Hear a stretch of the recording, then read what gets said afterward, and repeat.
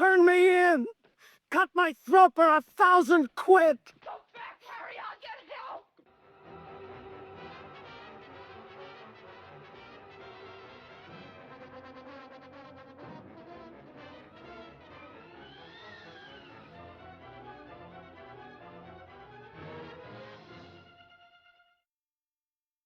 Cinematógrafo delirante chegando na área. Eu sou Milena Azevedo falando de Natal.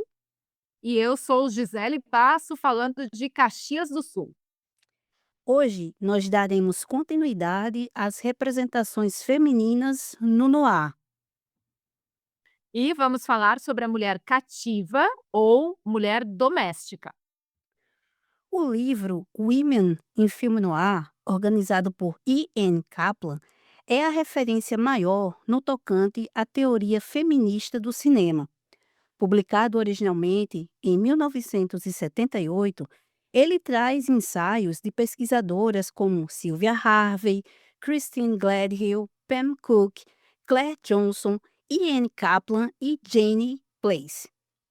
E é justamente a Place que afirma existir dois arquétipos da figura feminina no noir: a mulher fatal e a sua dita irmã, na verdade o seu oposto, que seria aquela mulher virginal, inocente, geralmente uma mãe, que a pesquisadora portuguesa Débora Carvalho, na sua dissertação Fatal, Cativa e Independente, a mulher no filme noir, batiza de mulher cativa. E o professor A.C. Gomes de Matos, no livro O Outro Lado da Noite, filme noir, chama de mulher doméstica. Para Place, a mulher fatal e a mulher cativa constituem uma polaridade, sendo que a mulher fatal serve-se da sua sexualidade e a mulher cativa não. Porque a mulher cativa é aquela mulher passiva, doméstica, assexuada, educada para se casar e para constituir família, dependente total do homem. A Débora Carvalho diz o seguinte, aspas aqui: as mulheres cativas no filme noir são figuras que se situam nos papéis femininos fixados, de esposa, de mãe, de filha, e são representadas como fracas e incapazes que necessitam da proteção do herói masculino. Essa mulher doméstica, afetiva, é devotada ao herói, mesmo que ele seja alienado ou que esteja envolto no mundo do crime. Muitas vezes ela parece ligada à natureza, às paisagens pastorais, a espaços iluminados em Haiki, como se fosse um mundo alternativo. Ou seja, ela é essa guardiã dos laços domésticos tradicionais, contribuindo para a manutenção de uma autoridade patriarcal. E por isso ela está deslocada desse mundo corrupto e moral que envolve o herói noir. Ainda sobre a mulher cativa, a Débora Carvalho informa, abre aspas, usualmente a mulher cativa é vista pelo herói noir como aborrecida e sem interesse, quando comparada com toda a excitação e oferta de sexualidade personificada na femme fatale. Fecha aspas. Mas aí ela complementa. Nos filmes nos quais a mulher cativa, ou nos filmes nos quais figura a mulher cativa, o papel desta é visto como uma âncora de suporte e consolo para o homem. Maternal, esta mulher oferece ao herói o seu amor, a sua lealdade e compreensão, pedindo muito pouco em troca, numa atitude altruísta. Para o herói alienado no ar, esta mulher representa a possibilidade de se reintegrar num mundo estável e também nele próprio. Assim, a mulher cativa é a redentora do herói.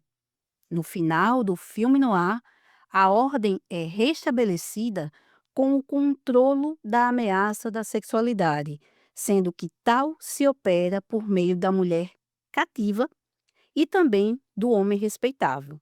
Fecha aspas, Lembrando, pessoal, que como a Débora Carvalho é portuguesa, então a gente tem, assim, essas algumas palavras, né, fixado, controlo, certo? Então, a gente não está falando errado, né, Gisele? A gente está falando apenas fazendo a transcrição da forma como a Débora Carvalho escreveu. Bom, a gente vai encontrar Mulheres Cativas em 2 filmes bem emblemáticos do Anthony Mann. O Entre Dois Fogos, de 1948, e Pecado Sem Mácula, de 49.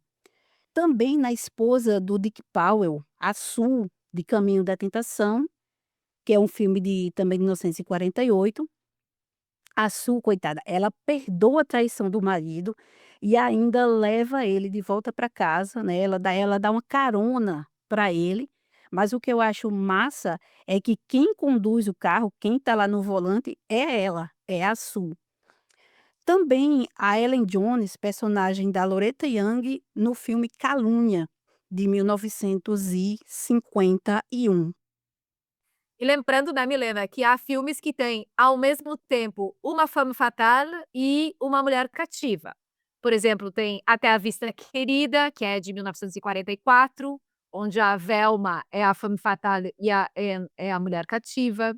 Tem Os Assassinos, 2 anos depois, em 1946, que tem a Ava Gardner interpretando a femme fatale, que é a Kitty, e a mulher cativa, que é a Lily. E tem Desejo Humano, por exemplo, de 1954, do Fritz Lang, que tem a Vicky como a femme fatale e a Ellen como a mulher cativa. Bem lembrado, Gisele. E nós também temos Mulheres Cativas nos 2 filmaços que iremos focar no episódio de hoje. O Sombras do Mal, título original Night and the City, de 1950, e Cinzas que Queimam, título original On Dangerous Ground, de 1951. O curioso é que ambas as personagens que representam mulheres cativas nesses filmes se chamam Mary. Bora começar pelo filme do Jules Dassin, Gisele, ou Jules Dassin, né? Porque dá para ele se chamava Jules Dassin, mas como ele depois foi para a França, morou na França, fez filmes na França, também algumas pessoas se referem a ele como Jules Dassin. Então, bora lá, Gisele, com Sombras do Mal. Bora lá e prometo que depois eu explico um pouco esse negócio do nome dele. Para falar sobre Sombras do Mal, a gente precisa voltar para o ano de 1948. Foi o ano em que os Estados Unidos criaram o Plano Marshall. O Plano Marshall foi um programa de auxílio humanitário para os países europeus que vigorou de 48 até 51. O Plano Marshall oferecia assistência técnica e financeira para ajudar a recuperação dos países que ainda estavam abalados pela Segunda Guerra Mundial. Mas não era só um programa altruísta, o objetivo maior mesmo era impedir que esses países cedessem à influência socialista. Com o Plano Marshall, alguns estúdios de cinema dos Estados Unidos criaram subsidiárias no Reino Unido. E devido a esse acordo que foi feito, uma parte da verba de produção e dos lucros deveria ficar em solo britânico. Uma dessas subsidiárias criadas foi a 20th Century Fox Limited, então uma subsidiária britânica da Fox. E foi através dela que as filmagens de Sombras do Mal aconteceram.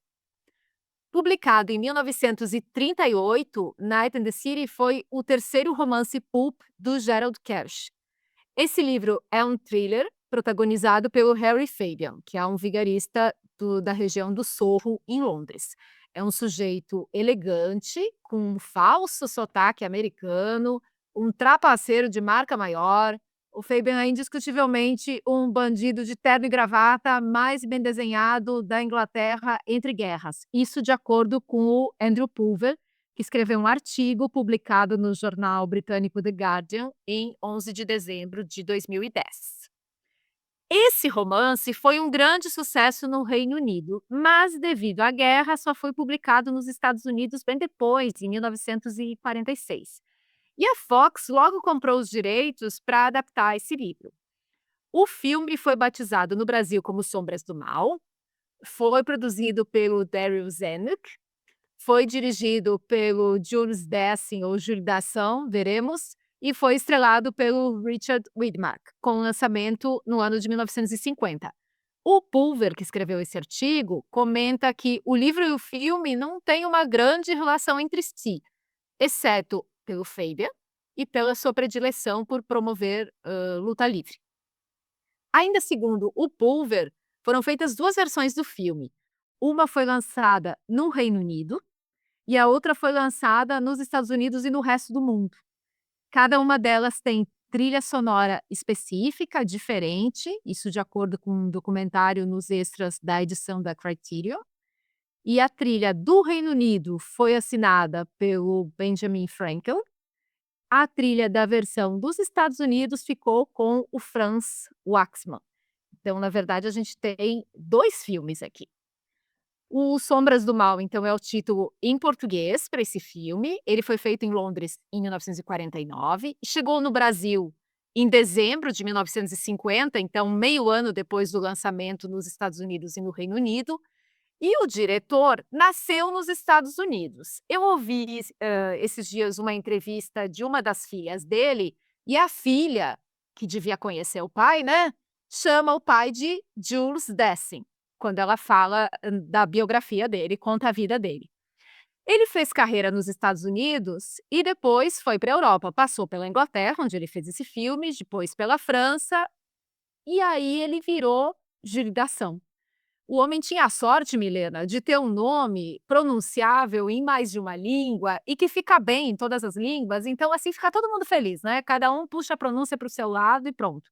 Ele tinha uma pronúncia, digamos assim, de nascença e depois uma outra de adoção. Inclusive eu assisti umas entrevistas dele e é interessante porque ele mesmo, quando ele muda de língua, ele muda a pronúncia do próprio nome. Umas entrevistas ainda dos anos 70, em que ele já muda o nome, assim.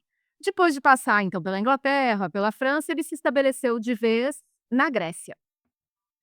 Eu achei também um texto do Serge Chauvin, que é professor de literatura e de cinema americanos na França, e que é crítico de cinema. Ele fez um texto que se chama O Arco-Íris da Noite, que é sobre o filme noir no geral. E ele diz que todo filme noir cabe nessa expressão, night and the city, a noite e a cidade, mesmo quando a história não se passa exatamente na cidade, e sim no campo, que é o caso, como a gente vai ver depois, de Cinzas que Queimam. Nesse caso aqui, ele diz que o Harry, que é o protagonista da história, é o perdedor que está sempre tentando uma segunda chance impossível. O Harry Fabian, então, começa o filme correndo, desesperado, enlouquecido por Londres.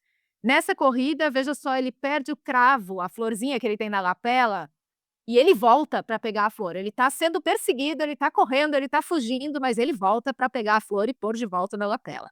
Ele corre desesperado, né, Milena? Mas com jeitinho para não perder a elegância e compostura. Ele chega, então, no apartamento onde vive a Mary, aparentemente eles vivem juntos, e tem no bolso a inovação que vai mudar o planeta. É uma espécie de comprimido que seria um aditivo que melhora o rendimento do combustível. Eu queria lembrar, a gente recém falou do Plano Marshall e do pós-guerra, nessa época o Reino Unido ainda tinha racionamento pós-guerra. Era 1949, na época da filmagem. Então imagina ter nas mãos uma invenção que resolvesse escassez de combustível, que fizesse o combustível render mais, seria de fato uma mina de ouro. Só que, para fazer isso, o Harry precisa de dinheiro para investir. E a Mary está guardando dinheiro. Só que ela quer que o Harry mude para que eles possam ser um casal decente. E só aí, só quando eles forem um casal decente, a Mary vai mostrar onde está o esconderijo do dinheiro que ela está guardando. Ela bate o pé, não vai emprestar o dinheiro. Mas no fundo, Milena, ela termina pegando o dinheiro com o vizinho para dar esse dinheiro para o Harry. Não era muito, eram só 5 libras que ele precisava para investir nisso. A Mary, ela parece que ela deu para si mesma essa missão de mudar o Harry Fabian. Ela fica repetindo que eles têm que mudar, que ela quer uma casinha, por que ele não pode ter um trabalho normal, ela dá até ideias de negócio para ele, por que eles não podem ter uma vidinha calma, mas o Harry quer ser alguém. E é aí, Milena, que a gente começa a se perguntar como é que esse casal tá junto. Porque a Mary quer um tipo de vida, o Harry quer outro, a Mary quer mudar, o Harry não vai dar certo esse negócio. E é um filme noir, né, Milena? Então, de fato, não vai dar certo. A gente também descobre logo que o Harry tá realmente desesperado para sair daquela vida dele, achar um jeito de ganhar muito dinheiro e mandar para as favas várias pessoas, inclusive o homem para quem ele trabalha, porque o Harry, sim, ele tem um trabalho. O trabalho dele é, na falta de uma palavra melhor, ser uma espécie de aliciador de clientes. Ele fica na rua, nos bares, assim, meio como quem não quer nada, pescando clientes para uma boate. Fica por aí de olho nos clientes que entram em outros bares que circulam pela cidade. E aí, como quem não quer nada, ele sugere que a pessoa visite essa boate, que é a Silver Fox. A gente acompanha então essa primeira noite na cidade do Harry trabalhando, ele conhece um monte de gente ali nas redondezas da boate, e de repente a gente se dá conta que é mais um filme em que quase ninguém presta. Ou pelo menos a gente tem aqui vários níveis de gente que presta e que não presta, pequenas e grandes infrações. A Mary, por exemplo, ela é namorada do Harry, ela quer outra vida. Ela trabalha cantando nessa mesma boate para onde ele pesca os clientes. Mas já bem no comecinho, quando eles brigam no começo, ela diz que ela não aguenta mais o serviço dela, de além de cantar, tem que fazer os clientes que já chegam meio altos se embebedarem mais ainda na boate. Tem também as outras moças que trabalham nessa boate e que têm que vender um chocolate caríssimo, porque o chocolate ele é artesanal. Tem também o taxista que ouve conversas dos passageiros e repassa para o Harry saber como ele vai conseguir pescar os clientes. Tem o amigo do Harry que comanda um grupo de falsos mendigos. Eles têm um arsenal de equipamentos para conseguir provocar a piedade das pessoas e pedir esmola. Tem o outro amigo do Harry que falsifica passaporte, falsifica alvarás, todo tipo de documento. Isso vai ser bem útil mais tarde. Tem também a outra amiga dele, que vai dar abrigo no final e que é traficante. É um personagem aparentemente pequenininho, mas que serve como outra lembrança do pós-guerra, porque o produto do contrabando dela é meia de nylon. Tem também o casal de donos da boate. O dono da boate se chama Nosros. E eu li hoje de tarde um texto publicado na Cinemateca Portuguesa que diz que Nosros parece muito com rinoceronte. De fato, talvez seja. Esse Nosros, ele tenta armar um esquema para pegar o Harry e Fabian. Já desde o começo eles não batem muito aí, apesar do Harry trabalhar para ele. A mulher dele, que se chama Helen, tenta armar um esquema com o Harry e Fabian para largar o marido, largar a boate e abrir a sua própria boate. Nesse meio tempo, o Harry vai descobrir mais um negócio maravilhoso, além daquele da pílula de aditivo para o combustível. Agora ele descobre um jeito de dominar as apresentações de luta livre em Londres. O Harry, ele é esperto o suficiente para se aproximar de um lutador aposentado, que é o Gregórios, que é um lutador grego. Olha aí, hein, o diretor depois foi morar na Grécia. E ele acha que com isso ele vai conseguir enfrentar o filho do Gregórios, que já é dono de um outro esquemão de luta livre, mas uma luta livre aquela falsa, sabe? Que o pessoal faz de conta que tá lutando, enfim. O tempo vai passando, o filme vai andando, os personagens vão se enrolando cada vez mais, vai se misturando a vida e os planos de todo mundo, e o Harry vai perdendo o pouco controle que ele tinha. Esse filme, oficialmente, ele é baseado num livro, como a gente recém falou, com o mesmo nome, mas isso oficialmente. Porque tem um jornalista francês chamado Philippe Garnier que fez uma verdadeira escavação com documentos e escreveu um livro sobre esse filme. E num texto explicando esse livro, ele diz o seguinte: o Jules Dessing, mesmo confrontado com todas as provas, recusou até quase o fim da vida admitir o peso do Daryl Zanuck, o produtor, em Sombras do Mal. O Charles Feldman passou 3 anos adaptando esse livro, pensando num tipo sedutor como um Cary Grant. Ele terminou vendendo os direitos do livro e as versões do roteiro para o Zanuck, e atenção, foram 19 versões do roteiro. Esse livro que deu origem a tantas possibilidades e que acabou sendo um filme com 2 versões, 2 trilhas sonoras e 2 finais. Mas para o diretor foi meio uma coisa feita, assim, rapidamente numa questão de sobrevivência. O diretor do filme deu uma entrevista em 2005 e a história que ele conta é assim, vamos abrir aspas aqui, ele diz o seguinte: "Eu era suspeito na época da lista negra. Sobrevivi por um certo tempo. Um dia o Zanuck me disse, você nunca mais vai conseguir trabalhar aqui. E agora eu vou admitir uma coisa que eu nunca disse antes. Foi um momento crítico. O Zanuck me jogou um livro e me disse, vai embora, some daqui, vai para Londres, faz isso aqui porque vai ser provavelmente o seu último filme. E faz logo o roteiro, começa com as cenas mais caras, que aí o estúdio vai ficar preso com esse gasto. Aí eu comecei assim mesmo, sem ter lido o livro. Só fui ler muito mais tarde. Quando eu li, meu Deus, era uma outra história, completamente diferente. Há pouco tempo eu estive em Londres falando desse filme e me disseram: tem noção de quanto o autor do livro ficou furioso com esse filme? Eu respondi: eu tenho certeza de que ele tem razão. Então, o próprio diretor admitindo que fez rapidão o que deu para fazer, porque era uma questão de sobrevivência para ele sair dos Estados Unidos. Nessa mesma entrevista, ele conta uma outra coisa. Ele diz que quando ele voltou de Londres depois das filmagens, ele não podia pisar no estúdio para conversar com o editor, nem com o compositor da trilha sonora. Ele diz o seguinte: a gente só conversou por telefone. E o que mais me incomodou foi que ninguém me disse: a gente pode se encontrar em algum outro lugar. Eu é que não ia sugerir para eles, porque eles nos evitavam como se a gente fosse leproso. O Sombras do Mal termina com uma sequência de perseguição, uma corrida bem longa. E nessa entrevista de 2005, o diretor fala sobre ela desse jeito. Tem uma longa sequência no final, quando o Widmar corre, uma área gigante para cobrir, uma cena longa com diálogo, ele correndo para ser afogado. Foi feito num fim de dia. Me disseram, sabe quantos dias vai precisar para filmar tudo isso? Aí eu respondi, me deixa ensaiar num dia que eu filme no dia seguinte com 6 câmeras. E no fim foram mais de 6. Nós ensaiamos e toda aquela cena é uma coisa só que vai movendo de uma câmera para outra.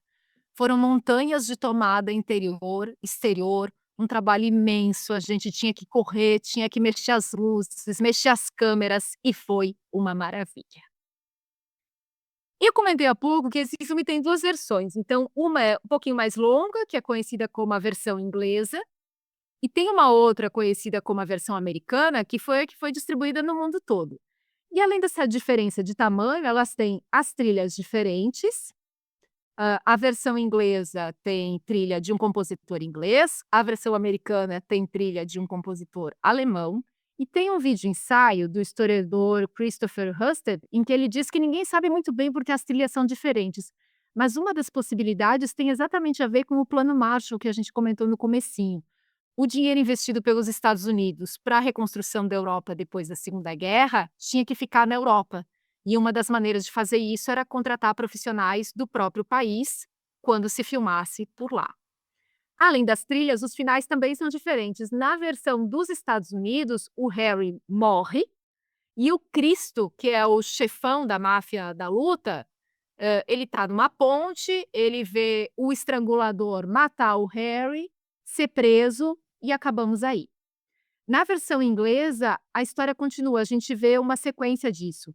Naquela confusão do assassinato do Harry, o vizinho da Mary, aquele que lá no comecinho emprestou algumas libras, que ela depois reemprestou para o Harry, esse vizinho vai encontrar a Mary ali naquela confusão na beira do rio, e eles saem dali juntos. Sabe aquela história que o Dassan disse que ouviu que podia ser o último filme dele e foi isso que o fez sair para Londres e filmar isso? Não foi o último filme, mas ele fez Sombras do Mal em 1949, a filmagem, e ele só voltou a trabalhar 5 anos depois, quando ele fez Rififi na França.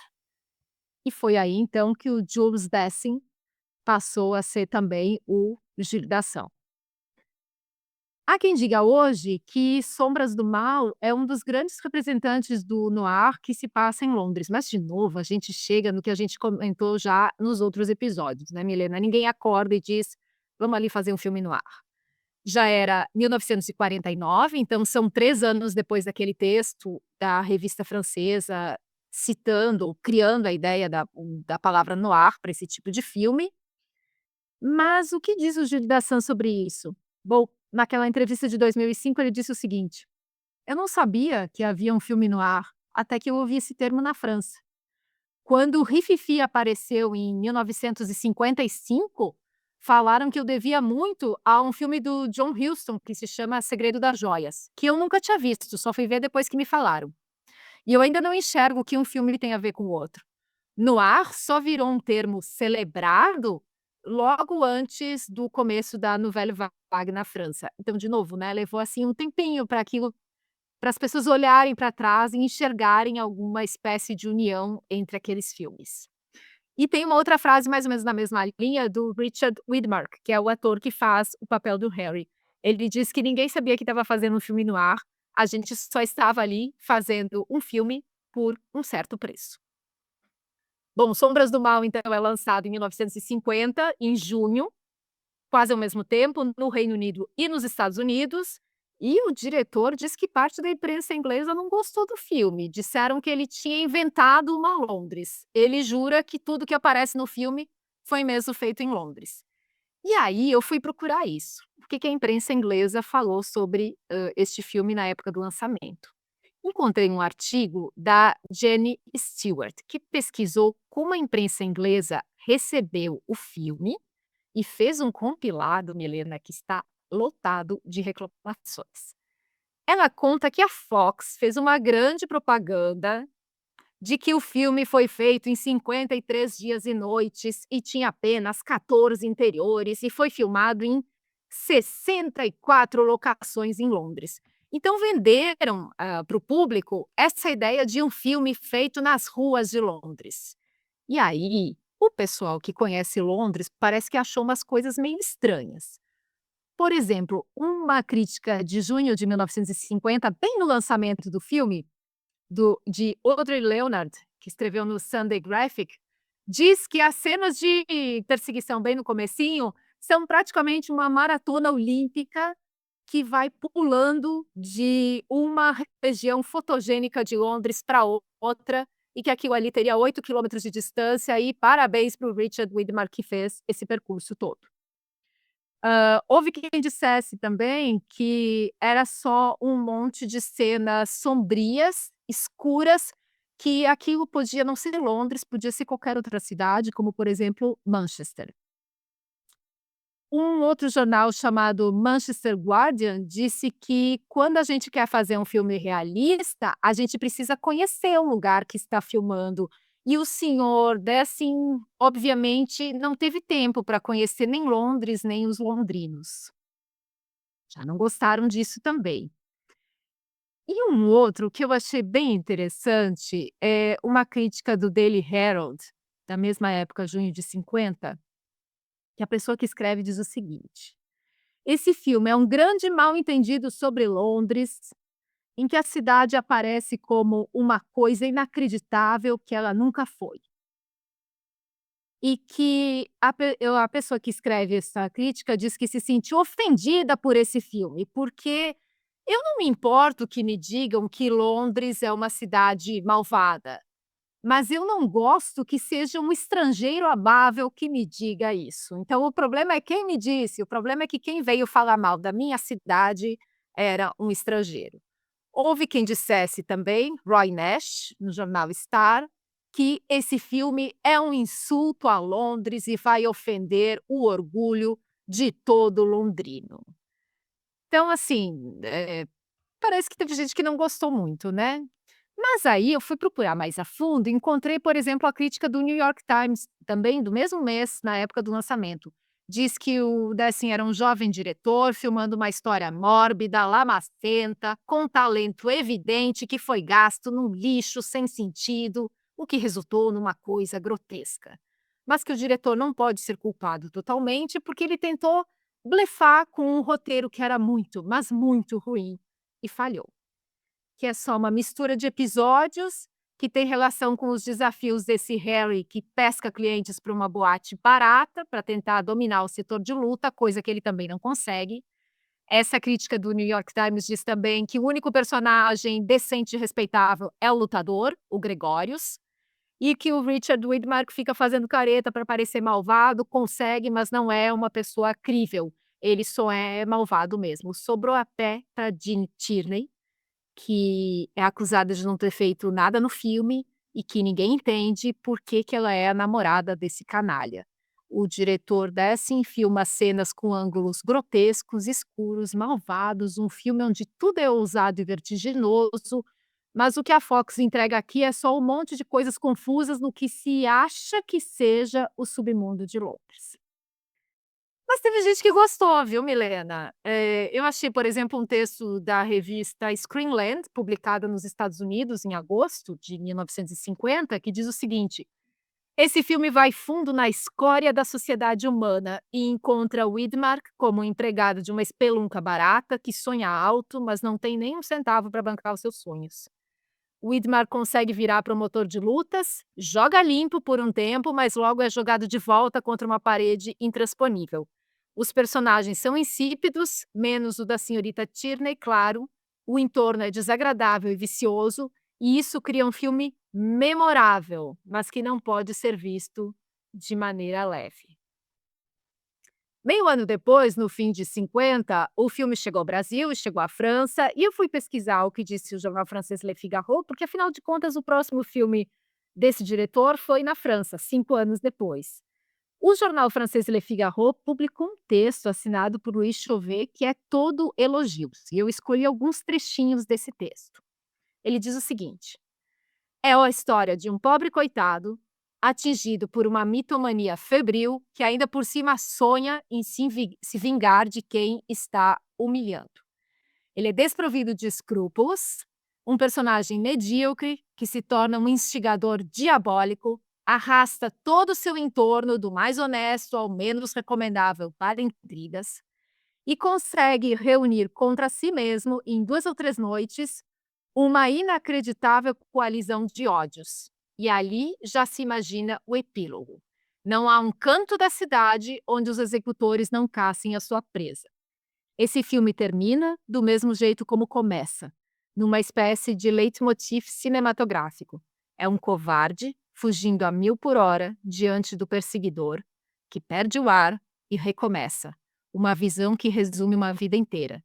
E eu me pergunto se algum dia já fizeram melhor no cinema a arte do retrato. São minutos surpreendentes quando este arrivista covarde inventa mais um jeitinho para ganhar uns trocos, nos dá um olhar onde brilha o fogo da cobiça e da impaciência, pega alguém pela gola para melhor convencer os interlocutores, e, enfim, conheço poucos filmes que sejam tão brutais. Há um tanto de bravura na luta mortal entre dois mastodontes que passa toda a crueza já vista, e que é mais uma maquinação desse escroque. A sétima arte nos leva em etapas sucessivas a rever a noção de melodrama. Em Sombras do Mal, o realismo é tão mordaz que não se distingue mais a sua cor, mesmo quando ele é duvidoso. Parabéns ao diretor Gilles Dassin, que já fez uma outra obra bastante marcante, Cidade Nua. Sua obra se distingue pelo vigor do movimento e pela eficácia das expressões visuais. E no finalzinho ele cita 3 filmes da mesma época. Diz que O Invencível, Punhos de Campeão e Sombras do Mal provam agora que o cinema pode sim conduzir um estudo profundo de um personagem ou de um meio. Então, me lendo nessa escavação pelos noticiários da época, a gente encontra críticas de Londres que odiaram o filme porque acharam que a quilometragem da perseguição tá meio esquisita, gente que gostou do filme, mas acha que ele é um tanto quanto violento, brutal, assustador, gente que odiou absolutamente tudo, gente que adorou absolutamente tudo. Essa história de Sombras do Mal. Olha aí, né, filmes sendo incompreendidos na sua época de lançamento. Temos vários, né. E como é interessante a gente já ver, assim, o Jules Dessen, com Cidade Nua, Mercado de Ladrões, ele já vai colocar, como a gente apresentou no primeiro episódio, falando sobre a questão histórica, né, esses filmes no ar do logo após, né, o final da guerra, eles vão ser um pouco diferentes do que aqueles filmes feitos durante a guerra, e o que tem-se no do noir tardio, que alguns colocam que começa a partir de 1950, outros que já colocam que a partir de 1948, 49, a gente já vai ter esse tipo de filme, que a gente viu em Cidade Nua, do Jules Dessen, e também aqui agora em Sombras do Mal, né. Locações, filmagens, em locações, Mos tentando mostrar muito, dessa parte aí do submundo, né, ou era o submundo ou era a questão da polícia, e tentando dar um realismo, bem acentuado a essas produções. Só que os ingleses também pegaram ao pé da letra, né. "Ah, é realista? Na mas ó, a a corrida que o Harry faz aqui, ele teria que ser um maratonista". Poxa gente, também, né, tem licença poética, dá um tempo. É. E quem sabe, para quem conhece Londres, talvez a pessoa veja aqui e diga: "Nossa, que absurdo". Para quem não conhece, essa que vos fala inclusa, eh, tanto faz gente, estou assistindo o filme, não sei se aquele percurso é factível ou não. E depois, né, Milena, há que se lembrar que Harry está fugindo dos seus perseguidores. Cria-se força neste momento. Exatamente, aí pernas para que te quero, né. No E estranho tem a pessoa vira maratonista mesmo, né.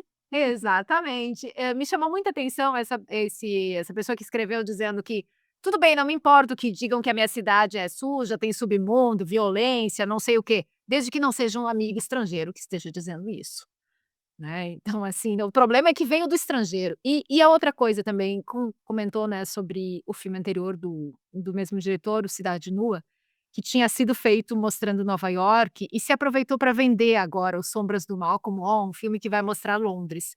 E de fato aparece esses lugares, assim, mais, digamos, conhecidos de cartões postais, mas a historinha ali da região da Silver Fox, podia de fato ser em qualquer ruela lateral de uma boate que, como eu li ontem também, é uma boate que quer posar de fina, mas na verdade é apenas uma espelunca, né, a Raposa Prateada.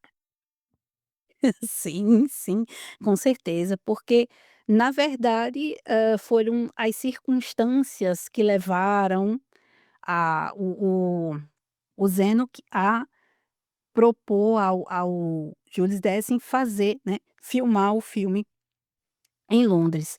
E sobre a questão do Dessen, é muito interessante porque, assim, ele era filho de imigrantes russos judeus. E ele vai se filiar ao Partido Comunista, acho que meados da década, ou é meados, é final da década de 1930. E o Zanuck sabia que ele era comunista, e quando começa, né, ali as audiências do RUAC em 1947, todo mundo já fica assim meio meio espantado.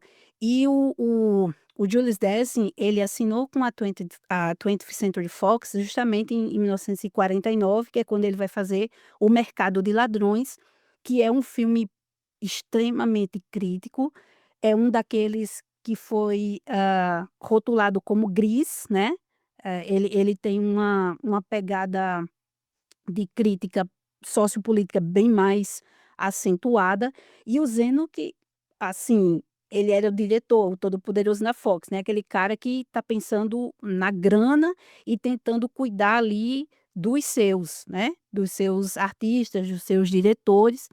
Então, no o Brian Eve, ele escreve um ensaio, The Politics of Film Noir, para o livro A Companion to Film Noir, é aquele livro maravilhoso que foi editado pelo Andrew Spicer e pela Helen Hanson. E aí ele vai dizer, eh, reforçar isso, né, a questão de que o Zênico sabia que o Dessing era comunista, ficou com receio de que ele fosse dedurado, e aí envia ele para Londres para fazer o Sombras do Mal. Mas, o que algumas pessoas não sabem, é que o Zanuck também mexeu os pauzinhos para ajudar a Jean Tierney. A Tierney, ela teve várias crises depressivas desde que ela começou a atuar em Hollywood. Eu vi um documentário que disse que o Lubitsch, o diretor Ernest Lubitsch, fez um comentário não muito salutar, né, de que ela estava meio cheinha. E a partir desse comentário, a Tierney encasquetou, entendeu? Ela começou a fazer uns regimes, ela comia de umas formas, ela misturava, assim, umas comidas loucas da cabeça dela que dava certo, aí começa a fumar, né, para não sentir tanta fome, também aquela questão da rouquidão, das vozes das atrizes que durante esse período aí do filme noir era interessante que as mulheres tivessem essa voz com uma certa rouquidão, né. E, aí ela começa a ter algumas crises depressivas, e essas crises depressivas, elas foram se acentuando, tá, com momentos conturbados do casamento que ela teve com o figurinista Oleg Cassini, que na verdade ela fugiu para se casar com ele, né, tem toda uma porque ela era de uma família, gente, de classe alta, né, os pais dela mandaram ela estudar na França, ela era uma mulher, assim, muito prendada e estudava sempre nas melhores escolas, tinha os melhores professores. E o Oleg Cassini, os pais dela viram que não seria um cara, assim, tipo, no nível dela para ela se casar, e ela foge com ele, e a relação deles é conturbada, principalmente após o nascimento da primeira filha dela, a Antoinette Daria, que nasce parcialmente cega e com deficiência mental, devido à rubéola contraída pela Tierney. Olha só, gente, porque um fã que estava doente quebra a quarentena e se aproxima da Tierney na cantina de Hollywood, onde ela estava fazendo um trabalho voluntário. Olha só que azar, né? Pelo amor de Deus, que horror, É, minha gente. caramba, né? Aí, uns anos depois, a Tierney, ela chegou a ser diagnosticada com um transtorno bipolar. Inclusive, ela foi internada, acho que em 1955. Aí depois ela foi internada outras vezes, né? E infelizmente, né, uma mulher muito bonita, uma atriz muito talentosa, mas que, infelizmente, quando a gente tem essas crises depressivas, no caso dela que tinha transtorno bipolar, tem que ficar meio que cuidando, porque de uma hora para outra, né, você tá ali de um jeito, você tá ali vibrando, saltitante, e aí depois isso é como se o mundo desmoronasse na sua cabeça, né. E aí o Zanuck, tentando ver que ela estava ali, tentando sair de uma crise depressiva, resolveu que levá-la para Londres poderia ajudá-la. E aí parece que esse papel da Mary foi criado justamente para ela. Eu acho, não sei se tinha no livro, né, porque eu não li, né, o livro, mas pelo jeito o Zanuck disse: "Dá um jeitinho de encaixar a Tierney aqui", sabe. É uma entrevista do diretor, ele diz isso, ele também não tinha lido o livro, viu, Milena? E ele diz isso realmente, que eles criaram o papel dela para dar um trabalho para ela, enfim, né, para tentar fazê-la sair um pouco desse rumo que a vida dela estava tomando. E o próprio Dessing diz isso, que foi criado esse papel da Mary, e por isso também que ele é tão pequenininho, tão curtinho, parece que ela tem meia dúzia de cenas e pronto, né. E me chama a atenção que lendo as críticas que se faz depois nos jornais, a gente dizendo que: "Poxa, que desperdício essa atriz num papel tão pequenininho, tá fazendo o quê nesse filme?"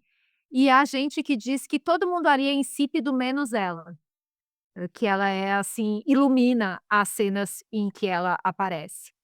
E a curadora do Arquivo Nacional do BFI, que é o British Film Institute, que se chama Josephine Botting, diz que a Jean Tierney chegou em Londres em 28 de julho de 1949 com a filhinha Cristina, que tinha só 6 meses de idade, numa época que Londres ainda tinha racionamento, como a gente comentou, tinha as cicatrizes físicas da guerra também, muita coisa desmoronada, e foi assim que o Jules Dessen aproveitou para planejar essas locações ali do filme.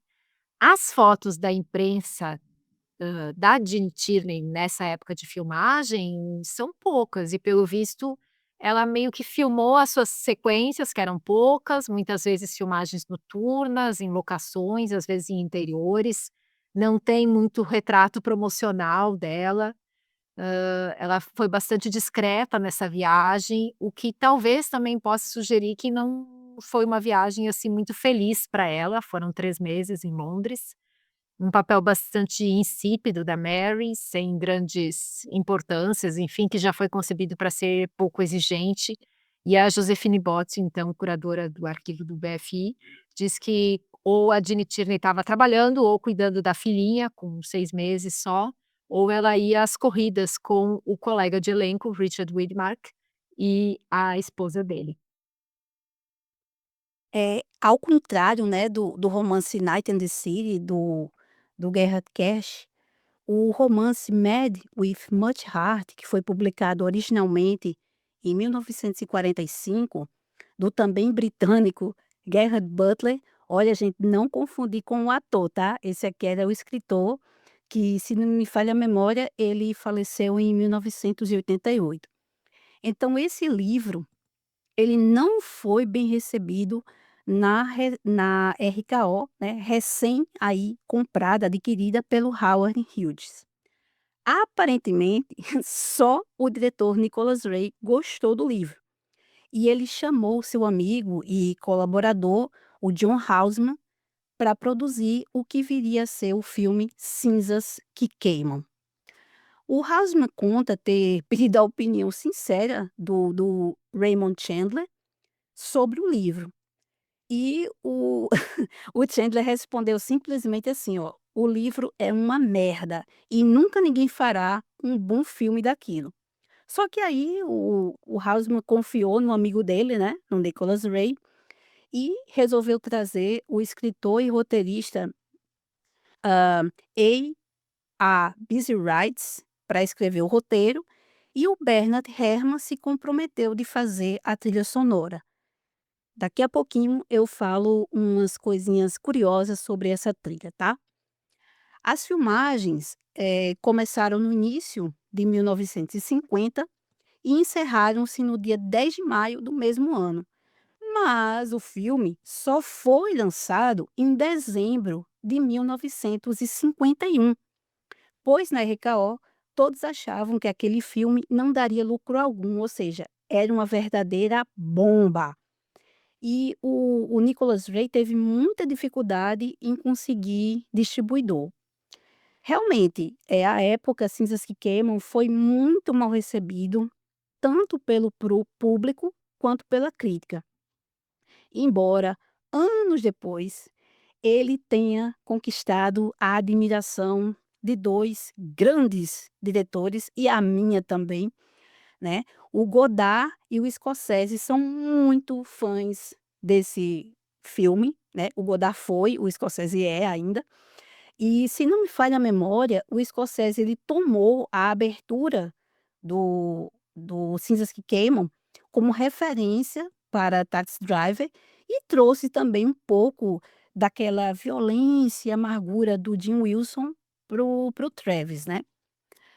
Aí, gente, o Nicholas Ray e o Busy Rides, eles foram fazer uma pesquisa para poder, entender como é que se comportava, né, a polícia na época. E aí eles ficaram acompanhando a polícia de Boston. E praticamente essa pesquisa de campo que os 2 fizeram, ela aparece ali ao longo do primeiro ato do filme. com o capitão formando os trios de policiais para as patrulhas, aí os policiais dentro da viatura, conversando amenidades, mas também de olho ali na rádio da polícia, né? E também de olho nas ruas, para ver se eles conseguiam achar os bandidos da vez, e no caso aqui específico, o cara que tinha assassinado o sargento Edmonds, né.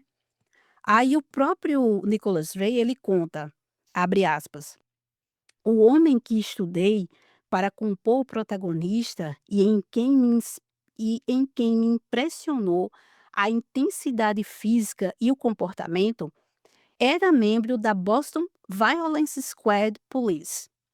Era um solteirão que se alistou na polícia com o objetivo de arranjar dinheiro para mandar o irmão para a universidade e depois quis ajudá-lo a ser padre. O irmão veio a ser padre, mas o tipo foi expulso da polícia por ser violento demais, o que até era verdade." Fecha aspas. Só que eu devo comentar aqui, gente, que Cinzas que Queimam, ele não foi totalmente dirigido pelo Nicholas Ray. Por quê? Porque o Nicholas Ray adoeceu e quem dirigiu algumas cenas do filme foi a nossa grande, divina Aida Lupino. E Cinzas que Queimam não foi a primeira vez que a Aida dirigiu, tá? Em 1949, ela, junto com seu marido à época, o produtor e escritor Collier Young, eles abriram uma produtora independente chamada The Filmmakers para produzir filmes de baixo orçamento e focados em questões políticas, abordando muitos temas tabus como mãe solo, estupro, bigamia.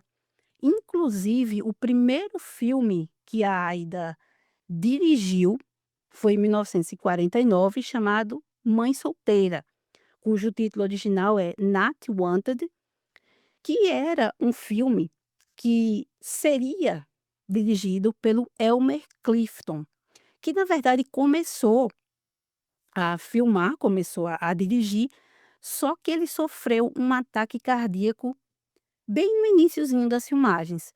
Aí a Lupino dirigiu praticamente o filme na íntegra, mas como é uma mulher extremamente generosa e ela já era a produtora do filme, ela deixou os créditos de direção com o Clifton, né.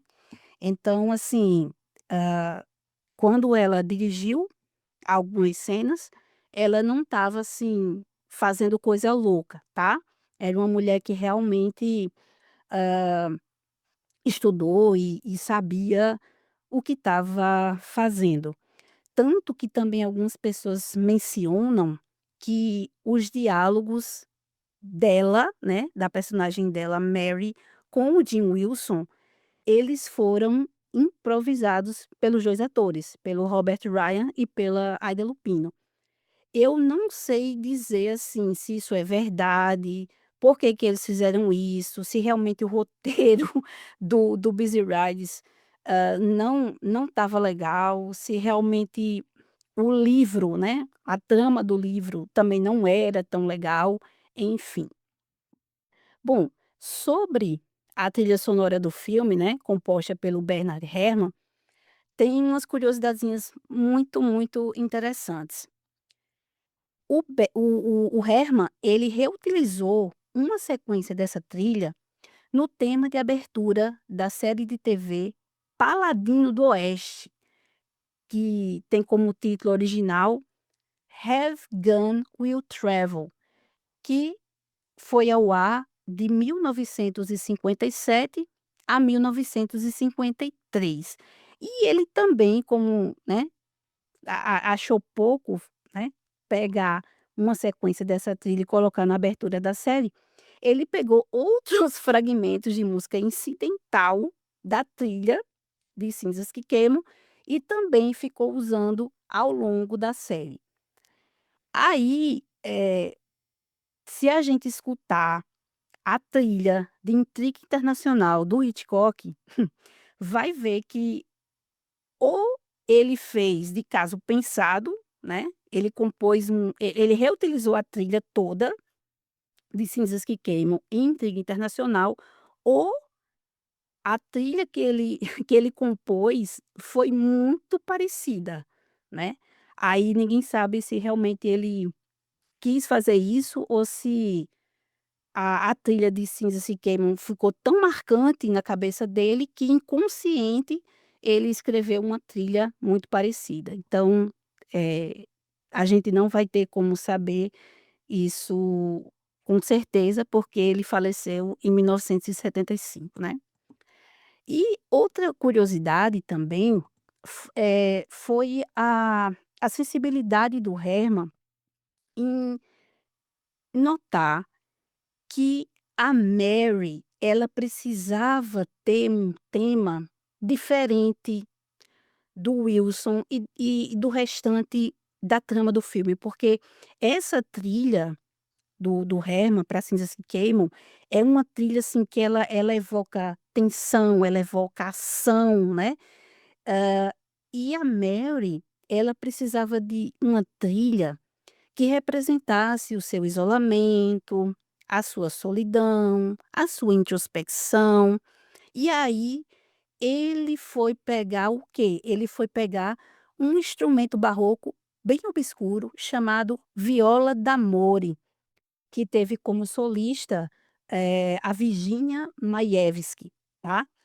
E é muito interessante quando a gente está vendo o filme, porque a partir do momento em que o Brent e o Wilson entram lá na casa da Mary, hã, fica a gente só ouve, essa viola da Mori tocando, né.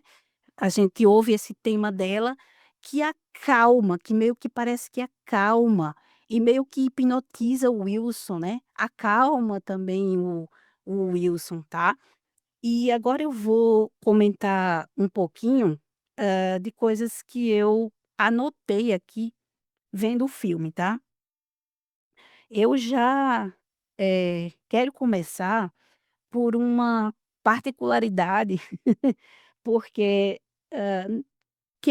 quem assistir A Cinzas se Queimam, vai ver que esse é aquele tipo de filme que, tipo, tem um lado A e um lado B.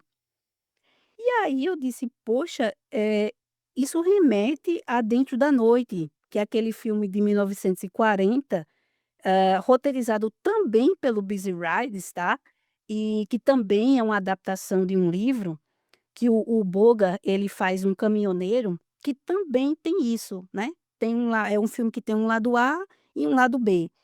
Ou seja, é um filme que apresenta 2 momentos distintos na trama, dando a impressão de que são 2 filmes em um.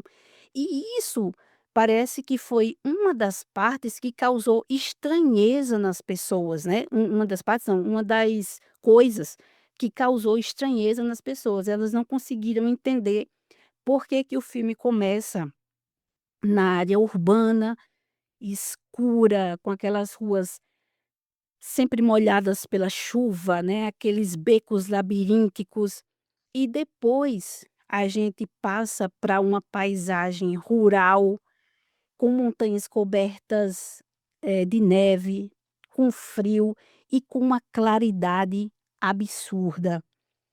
E isso me fez lembrar também de um toque muito específico do diretor Anthony Mann, principalmente que ele vai empregar nos westerns dele da década de 1950, que é, fazer com que a paisagem, né, o cenário, ele expresse os conflitos internos e a personalidade dos personagens. Então, vai acontecer justamente isso, o Jim Wilson, ele sai de um ambiente, opressor, que estava ali acentuando aquela frieza dele, aquele egoísmo, aquela arrogância, aquela violência, né. De todos os policiais, ele é o único que a gente vê que não é casado e que ele leva o trabalho para casa e fica ali, né, eh com o pensamento: "Eu vou pegar aqueles bandidos, eu vou bater para eles confessarem", né. Ele não consegue desligar, ele não consegue ter uma vida social, porque ele é policial 100% do tempo, tá. Meli Milena, posso? Um Pode, segundinho? pode. Eu não só para não perder a linha do que você estava falando agora, esse comecinho que vai apresentando os policiais é muito interessante, porque tem um policial que a esposa tá assim: "Ai, nossa, não gosto que saia à noite", como se não fosse a profissão dele fazer isso todos os dias, absolutamente. O outro que me parece, não sei se ele já é mais velho, me parece que tem, assim, uma criançada assistindo televisão, ela que entrega o revólver, não sei o quê, eles já nem conversam muito, é assim, a rotina de todo dia, e ele tá ali comendo sozinho, joga comida no lixo, a pia da casa dele é uma coisa só, banheiro, cozinha, é tudo uma coisa só, enfim. É uma apresentação muito interessante ali no comecinho, né, que já vai mostrando, já te dá bem a ideia de quem é quem. E logo depois, quando ele dá um desses, ataques, enfim, um colega dele, nesse momento de ele comentou que ele só pensa no trabalho e leva o trabalho para casa. Eu acho muito interessante o colega que dá um sacode nele e que diz,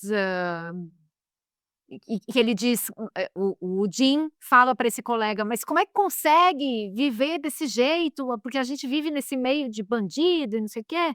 Como é que consegue viver assim?" E o colega dele diz: "Eu faço o meu trabalho e vou para casa. E eu não levo o trabalho para casa. Eu faço do jeito que dá, se não der para fazer direito, dane-se, é o que deu para fazer hoje. E se tu não quiser viver desse jeito, tu vai terminar enlouquecendo." Então é esse colega que dá um sacode, porque o Jim me parece aquele cara que ele não é que ele só pense no trabalho, ele não sabe que tem vida além disso, né. É o cara que vestiu a camiseta da polícia, né, digamos assim. E de uma certa maneira, o chefe dele também, bem no comecinho, nesse momento que ele chama e dá as tarefas para cada policial e diz que eles precisam desesperadamente encontrar quem foi que matou o colega deles, me parece que o policial ele tem interesse de que eles precisam de gente assim na polícia, né. Que dê conta de encontrar quem matou um colega e tudo.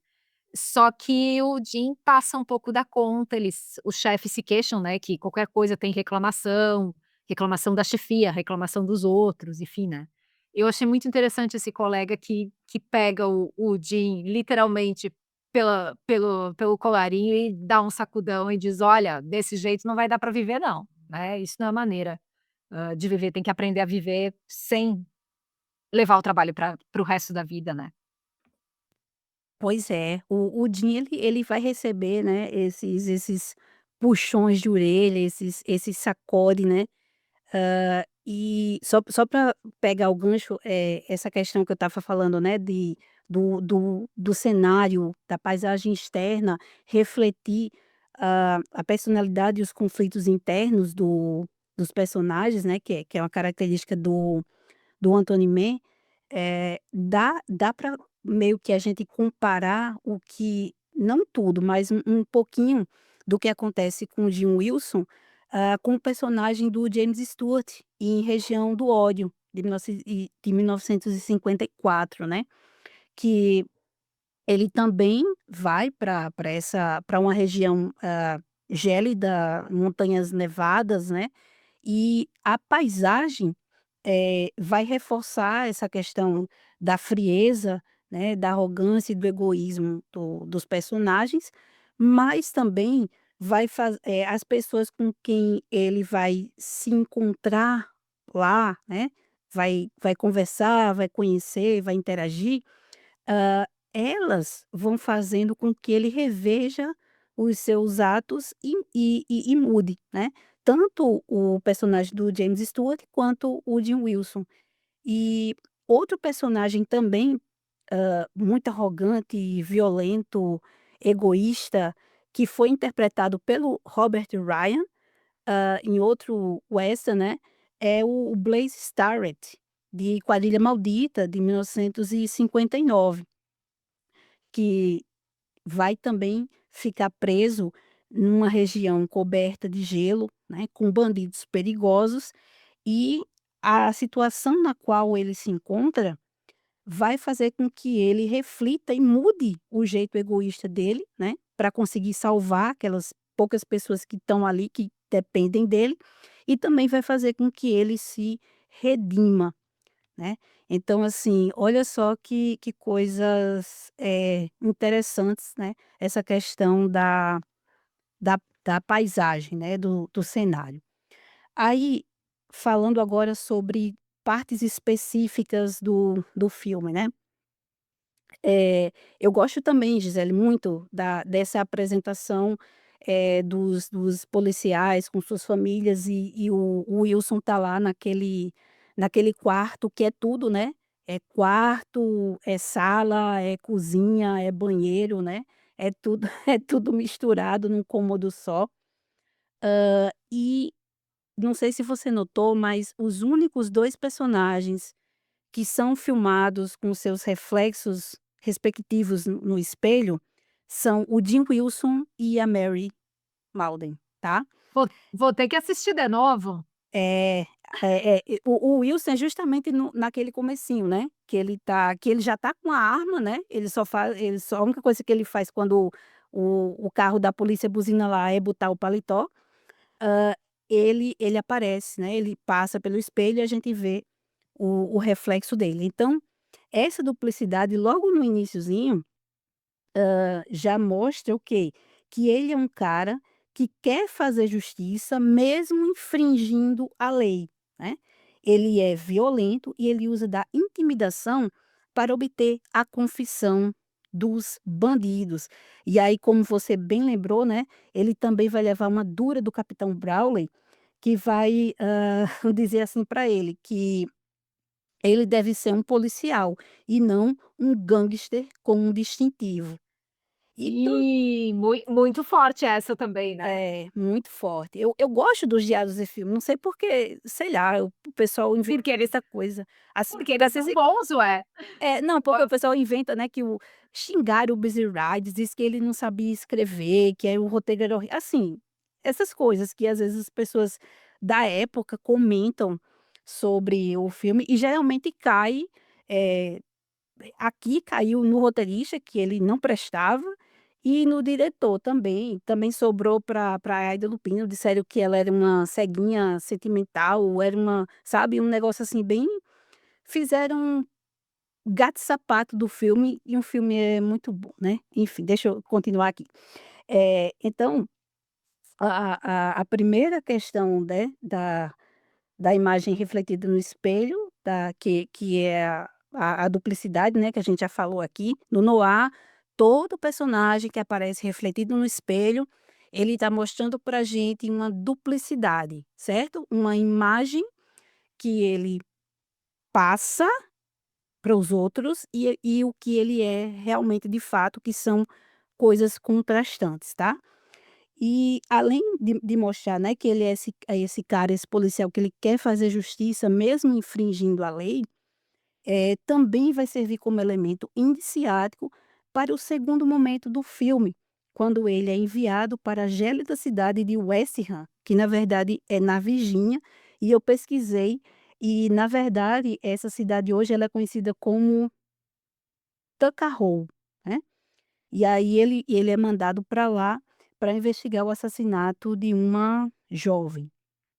Aí tem uma cena muito engraçada que eu acho, que é a da farmácia. A farmácia do Dr. Hyman, que ao mesmo tempo que você tem uma farmácia, é um ambulatório, né, porque tem um consultório médico ali também, e tem uma sorveteria, né. E o próprio, médico, que era médico, farmacêutico, ele também faz remédio de manipulação, né, que ele está fazendo um unguento ali para passar no policial, ele também toma sorvete. É como se o sorvete fosse um remédio. Eu achei isso muito interessante. E essa cena também serve para mostrar pra gente que o Wilson, ele foi campeão de futebol americano e ele ainda tem fãs entre os jovens e as crianças, né. Ou seja, ele é um cara, bastante amargurado, mas ele tem um passado glorioso, tá. Então a gente vai ter que entender por que que esse cara, ele é amargurado, se ele tinha tudo para ter vencido na vida, né, porque você sabe, aquele pessoal que é muito bom no esporte, geralmente tem bolsa na faculdade, né, às vezes entra na liga profissional, enfim. Aconteceu alguma coisa na vida do Wilson que fez com que ele, fosse policial. E agora já lá na cidade de West Ham, vai ser muito, muito eu gosto muito disso, eu gosto muito de estudar personagem. Quando o Wilson, ele encontra o Brent, que é o pai da menina que foi assassinada, tá, o Brent, ele tá com os nervos à flor da pele. Ele é aquele cara que ele, eh, quer vingar a morte da filha, certo? Então, quando o Wilson ele encontra o Brent, ele vai perceber que o Brent é seu espelho, um sujeito intempestivo, vingativo, violento e que quer fazer a justiça com as próprias mãos. Ele quer matar o assassino da filha. Ele tem até uma certa raiva do Wilson, né, por que um policial metido da cidade grande está fazendo aqui? Aqui a gente resolve as coisas do nosso jeito, né, e eu vou vingar a minha filha. E aos poucos, o Wilson ele vai se afastando do Brent, principalmente quando ele conhece a Mary. E é muito interessante aqui, porque a imprudência do Brent faz o Wilson ser prudente. Olha só, né. Eu acho isso sensacional. E é mais sensacional ainda quando a gente sabe o que é que acontecia na vida real com esses 2 atores. O Ward Bond, que interpreta o Brent, e o Robert Ryan. O Ward Bond, na vida real, ele era um cara bastante conservador, que ajudava o RUAC, o Comitê de Atividades Anti-Americanas, tá, e delatou vários colegas esquerdistas. E o Robert Ryan, ele era um esquerdista e não fazia questão de esconder o seu viés esquerdista, o seu viés político, certo? Hã, o Robert Ryan, eh tem um biógrafo dele, que agora me fugiu o nome, que ele diz que o Robert Ryan, ele escapou de ser pego pelo RUAC, porque primeiro, ele se voluntariou para fazer parte dos fuzileiros navais na Segunda Guerra, e segundo, porque ele meio que era um queridinho do Howard Hughes, porque o Hughes tinha acabado de comprar a RKO e ele precisava, cuidar, digamos assim, dos seus astros, das suas estrelas e dos seus diretores, né. E tanto que ele diz: "Ó, ele quando o Robert Mitchum, foi preso, porque eu acho que ele estava com maconha, e aí o o Hughes ele ficou ali meio que tentando abafar o caso, tá. Da mesma forma com o Ryan também, assim, o Ryan gente, ele fazia, ele escrevia em jornal, né, falando sobre, fazendo críticas ao RUAC, fazendo críticas, à política norte-americana, ele dava palestras, entendeu, assim, não tinha como esconder que esse cara é de esquerdista, tá, mas ele nunca foi pego, não foi chamado para parece que ele nunca foi chamado para as audiências do RUAC, né, então assim, é muito interessante a gente ver isso, né. No filme, a gente vai juntar 2 atores que na vida real tinham posicionamentos políticos opostos. No primeiro momento eles vão, se reconhecer enquanto iguais, mas aí depois o Wilson, principalmente depois que, se afeiçoa a Mary, ele vai se afastando do Brent, porque é aquela coisa do espelho, né. Quando você vê que alguém é muito parecido com você, aí você vê os defeitos da pessoa, você percebe que aqueles defeitos estão em você. Então, se você quer melhorar, você não pode ser parecido com aquela pessoa que é parecida com você. Eu gosto muito disso, né. Tem uma questão de enxergar de fora também, né, porque, o Jim, talvez quando ele enxerga o pai da menina morta, ele perdeu uma filha, ele tá enlouquecido, por um motivo, assim, muito afetivo, um motivo, assim, da vida dele. A loucura do Jim de sair batendo, socando e prendendo e arrebentando, não era, assim, por alguém da sua família que tivesse sido atingido, não, é aquele: "Preciso fazer meu trabalho, preciso dar conta, não consigo dar conta, não consigo dar conta do meu trabalho". O pai, pelo menos, digamos assim, que tem a desculpa para essa loucura dele, e que a filha foi morta e ele tá num desespero, ele quer vingança e tudo, então tem essa diferença entre eles também, né. A gente ele enxergou o seu espelho, sim, mas ao mesmo tempo as motivações deles para isso são completamente diferentes, né. Tanto que o pai da menina quando enxerga a morte do irmão lá da Mary, cujo nome me escapa agora, quando ele enxerga a morte ele se dá conta: "Nossa, mas era só um pirralho, né, era só mais uma criança". Ele também parece que cai em si no depois, né, mas ele cai em si depois, não parece? Exatamente, exatamente. Tanto que o primeiro momento que a gente vai ver que o Wilson ele começa a mudar, é quando o Brent ele ameaça bater na Mary para arrancar informações mais precisas do paradeiro do Danny, né, que é o irmão dela. E aí o Wilson segura a mão dele, eles começam a lutar, né. Então assim, ali a gente já começa a ver que tem um início de uma mudança no Wilson, né. E a questão também porque o Wilson, ele nunca teve ninguém que se preocupasse com ele. E a Mary, mesmo não enxergando ele com os olhos, né, ela vê a sua alma, e aí ela passa a cuidar dele. E isso faz com que ele se afeiçoe a ela. Da mesma forma também, que ela pergunta assim para ele, "Você já conhecia alguém cego antes? Você já, né, tratou com alguém cego antes? Porque, hã, você me trata de uma forma humana". Você não me trata com pena, você não me trata como uma incapaz, né. Então assim, um consegue ver no outro o que os outros não enxergavam, entendeu.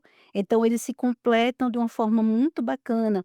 E tem um diálogo sobre, a questão de confiar nas pessoas também que é muito bonito, quando ele disse para ela que: "Ah, eu sou um policial, assim, tipo, eu tenho que desconfiar de todo mundo". E aí ela fala: "Já eu, né, devido à deficiência visual que ela tem, eu preciso confiar nas pessoas", né. É um filme lindo, só por isso, só por trazer esses contrastes nos personagens, são contrastes e complementos, né. Eu já acho sensacional esse filme.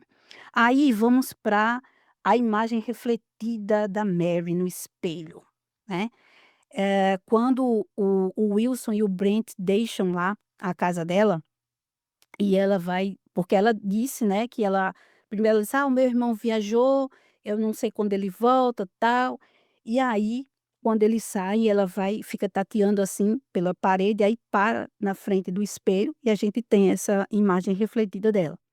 Então, primeira coisa que vai indicar pra gente, ela não é uma mulher tão indefesa por conta da sua deficiência, tá. E segunda coisa, ela pode não estar falando a verdade, porque ela quer acobertar o irmão. Então após ela passar pelo espelho, a gente nota que a Mary ela fica angustiada, acuada, como se ela tivesse em dúvida de que está se ela está fazendo realmente algo certo, porque na cabecinha dela o que que ela pensa? Que depois ela vai até confessar para Wilson, né.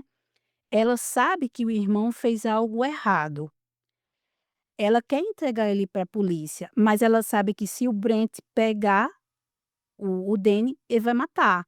E ela não quer que o irmão morra, né. Então fica esse dilema, fica esse conflito na cabeça da Mary, né.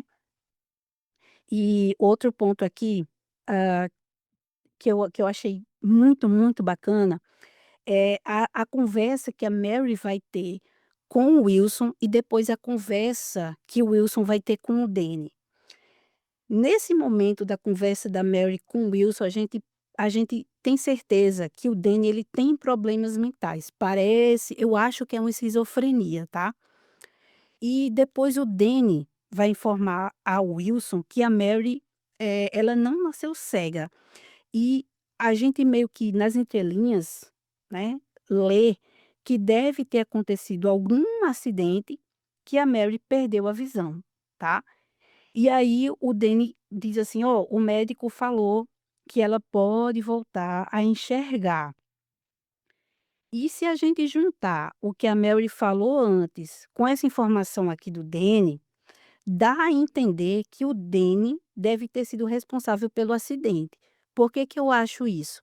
Porque a fala da Mary sobre as autoridades quererem interná-lo quando já é tarde demais, ela vai usar essa expressão, denota que no passado ela pode ter tentado fazer com que, né, a polícia enxergasse que ele tinha problemas mentais e que precisava ser internado e ela não foi ouvida, né. Então eu li isso, né, eu li que o acho que o Danny deve ter sido responsável pelo acidente. E esse filme, ele vai colocar muitas coisas aqui para a gente refletir. E o Wilson e o Brent também vão aprender isso, né, que às vezes nem sempre um crime ele é cometido por um bandido que quer fazer o mal, que quer, infringir as leis, que quer tocar o terror. Às vezes, um acidente acontece por uma coisa banal, no caso, alguém que tem, problemas mentais e que ele diz a ao Wilson, né, "Eu queria fazer ela rir", e ela não ria, né, e aí ele sem querer ele mata a menina, né. Então assim, a essa coisa do Wilson de, né, "Eu vou pegar o bandido, eu vou", tipo assim, é bem Travis Brisa de mim. A sociedade precisa de um policial que investigue, que tire esses bandidos, que tire essa escória das ruas, né. E o Brent, ele tá tão cego de raiva, né, "Eu quero pegar o assassino da minha filha", que essa cena é extremamente tocante quando o Danny tá fugindo do principalmente do Brent, e ele cai, né, lá de cima lá da montanha, da colina, e ele morre, e quando o Brent vê, né, "Poxa, it's just a kid", né, é só um garoto, né, ele é um adolescente também. Né, então, Cinzas se queimam, nos faz refletir sobre o perigo de pré-julgar as pessoas, sabe. É um filme muito bacana por tanta coisa, mas principalmente por isso. Agora, uma coisa que a gente precisa prestar atenção nesse filme, que é algo problemático, é porque, assim como em Dama Fantasma e Inspiração Trágica, que eu não sei se o pessoal conhece, mas é um filme no qual o Bogart, ele é um pintor, né, ele é um artista plástico. Cinzas se queimam, assim como esses 2 filmes no ar também, ele coloca o artista como alguém próximo da loucura.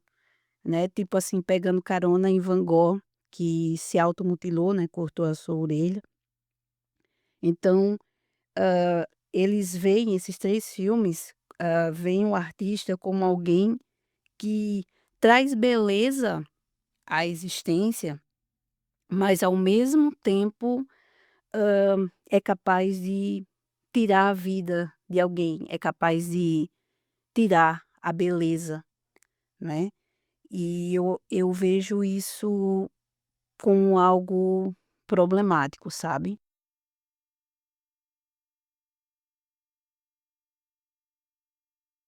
Ou olhar o contrário, né, Milena, ou talvez olhar o contrário, pensando que a pessoa consciente de que alguma coisa, não vai bem com ela, tenta procurar uma maneira de não pensar naquilo, ou de viver apesar daquilo, ou de fazer o que há de melhor. Então, não que ele seja, digamos assim, vamos usar essa palavra, azar. Não que ele seja doido porque é artista, mas sim que ele seja um artista em busca de alguma coisa que lhe permita continuar vivendo, a melhor vida possível, digamos assim. Ele não é um assassino pelo fato de ser artista, sabe. Talvez sim. ele seja só é um outro jeito de olhar, de repente, né. É, no caso, assim, se a gente pegar esses 3 filmes que eu citei, né, assim, além de Cinzas que Queimam, Dama Fantasma e Estranha Inspiração, a gente vai ver que são filmes que vão colocar esses personagens como assassinos devido também a problemas mentais, entendeu? Uhum. Então vai é o que eu tô dizendo, assim, é como se o artista a é como se a fina linha que separasse a arte da loucura, sabe, ela fosse realmente Sim. muito fininha e que pode num momento, né, de, sei lá, de devaneio, Uhum. o artista causar aí fazer um crime, né, matar alguém, É, entendeu? há que se lembrar que sempre há todo tipo de gente em todo tipo de profissão e local, né, então, Exa às vezes a gente só fica com aquilo na cabeça, né, lembrando daqueles casos, mas há outros com certeza, né. Isso. Bom, e aí eu vou terminar aqui essa parte aqui, né, de Cinzas que Queimam, com um parágrafo aqui que eu tirei do site Filme Noir, que é um site muito bacana, que traz sempre aí muitos filmes para a gente pesquisar e algumas curiosidades também, mas eu achei muito legal aqui o que foi escrito lá. Ele diz o seguinte, tradução minha, tá gente, que é todo em inglês, né. Ele diz assim: "Cinzas que Queimam se encaixa perfeitamente no ritmo de Nicholas Ray. Assim como em No Silêncio da Noite, de 1950, um homem solitário e violento tem a chance de alcançar empatia por meio da ajuda de uma mulher.